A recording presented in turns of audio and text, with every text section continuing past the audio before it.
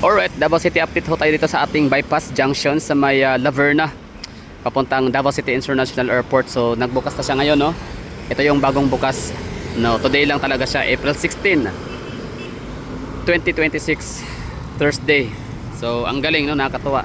So sa mga nagtatanong diyan, saan nga ba ang bypass road na sinasabing bagong open na malapit sa airport? So ito ho 'yun. So gano'n nga ba siya kalapit? So the answer is estimate natin, ha. Siguro sa mga 100 meters. Yes, 100 meters mahigit. Kulang-kulang mga 150 meters, ganon. So mula sa ano na yan, entrance area, sa entrance. So dyan magsisimula ang bilang natin siguro sa ngayon nga 100 to 150 meters. So asa yung airport dyan? Zoom in natin, yan, no?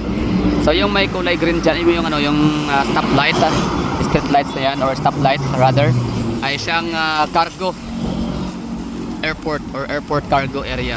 Tapos sa unahan naman, merong ulit na stoplight. So yan naman yung passenger terminal.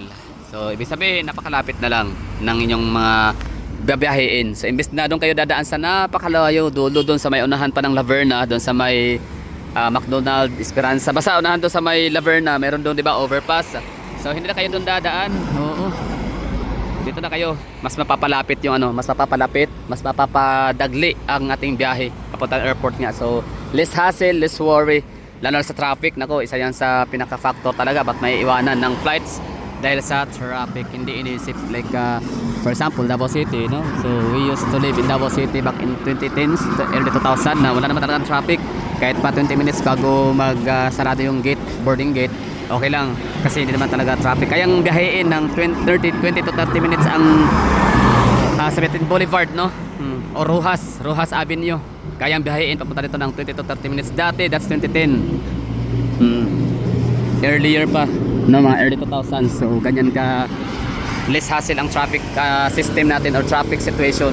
So ngayon, marami ng masasakyan sa, syempre, Davao City, isa sa pinakamayamang syudad, no? Grabe ka progressive yung syudad namin dito, sobra. Kaya ang dami mga investors, ang dami mga nagsitayuan ng mga negosyo na dito. Kaya yun, daming tao na dadagdag sa lugar natin, yung ating population. Kahit pa baog ang mga taga Davao City, dadami at dadami pa rin ang mga tao dito, yung population. Hindi dahil sa reproductive, kundi dahil sa number 1 ang Davao City sa buong Pilipinas. Number 1 ang Davao City as the most migrated cities, no? Pinakamataas na bilang ng mga nagmamigrate sa Pilipinas ay papuntang Davao City. So yun po yung rason bakit dumadami yung ano natin dito, population. So yun po yung ano, bypass road. Sinabi ko lang yun na yun na nga, kasi may kalaman siya sa bypass road traffic. Oh. So mapapadagli, mas mapapashorten ang inyong biyahe. Hindi nyo kailangan magkipagsiksikan sa traffic doon sa may unahan.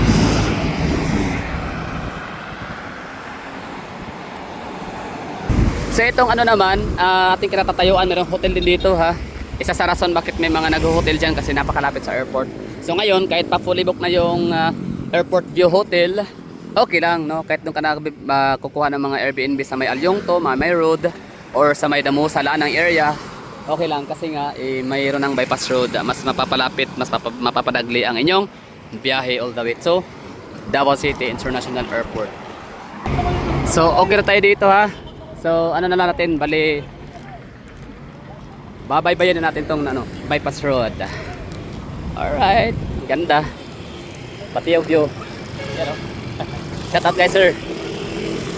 So laking tulong nito sa ano natin, sa ating travel time. Mas shorten talaga siyang tunay. So Laverna na pala to dito, nasakop. Pero dati kasi na ako yung nagtanong dito nung ginagawa pa lang tong tulay. Nag-update ito minsan, parang purok dos komunal ang sabi ng mga nakatira dito, yung aling aking nakausap.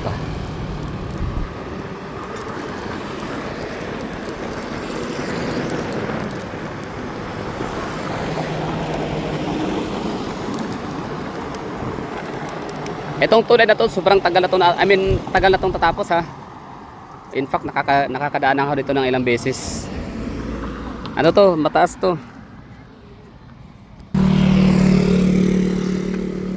Diba? Flood control project. Kaso nga lang may mga bahayan.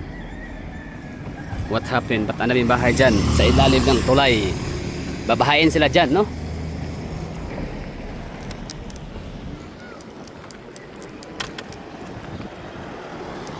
Oh, sarap ng hangin. Yun, grabe oh. Ganda ng flood control project dito. Talagang hindi siya kurakot. Talagang solid.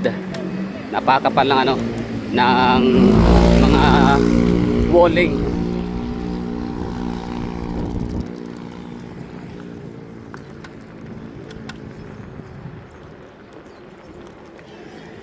Yan, yung mga nakatira sa taas. Wala bang landslide dyan? Pero parang wala naman siguro. Ito na ha, yung natin, bypass road.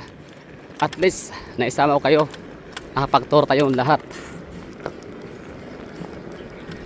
Nga pala, speaking of bypass road, no, meron na tayong i-update or ipapakita sa inyo na isang bypass road naman doon sa may CP Garcia din siya, no, diversion road. Magdudugtong siya sa shortcut sa may Tigato.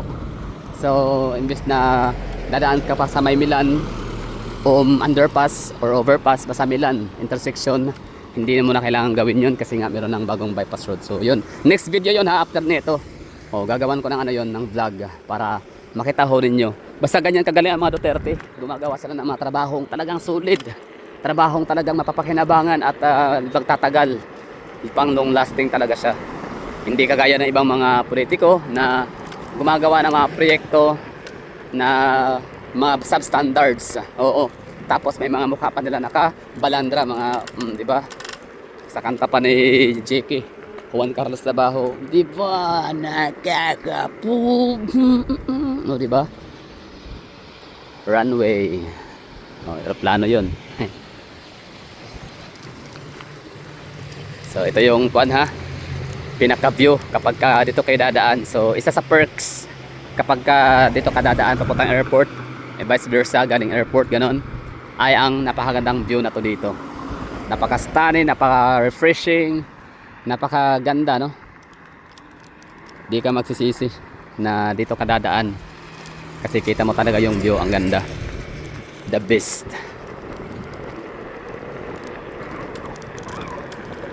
So estimated ko to dito parang nasa intersection ng Mamay Road ha.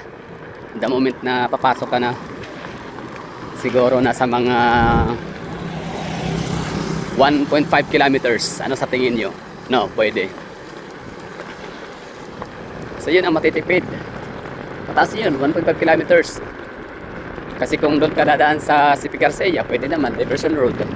Pero tad-tad siya ng intersections, tad-tad siya ng traffic lights. So mababawasan yung travel time mo. Imbis na 10 minutes na lang ang biyahe, magiging 30 minutes dahil nga sa every traffic merong tag 20, no? 20 minutes. Hindi, tag 3 minutes as far as I remember. Binibilang ko yung mga intersections. For example, sa may Sandawa, Ecoland, ang traffic lights dyan ay bago siya mag-green, mag-go signal ay aabutin siya ng mga 2 to 3 minutes. Ganyan ka tagal. So what more dito sa Alyong to CP Garcia, may madadaanan ka mga traffic light, marami din. Tapos traffic, marami sasakyan. Tapos may mga intersections, crossings, kahit walang mga traffic lights, still mata-traffic ka pa rin kasi maraming lilikot lalabas sa mga corners. So that would be all. Thank you for watching, no? Sana nagustuhan niyo yung natin dito, update pagsilip sa bypass road ng Davao City. So the answer is yun, confirmed, legit, open na nga talaga siyang sadya.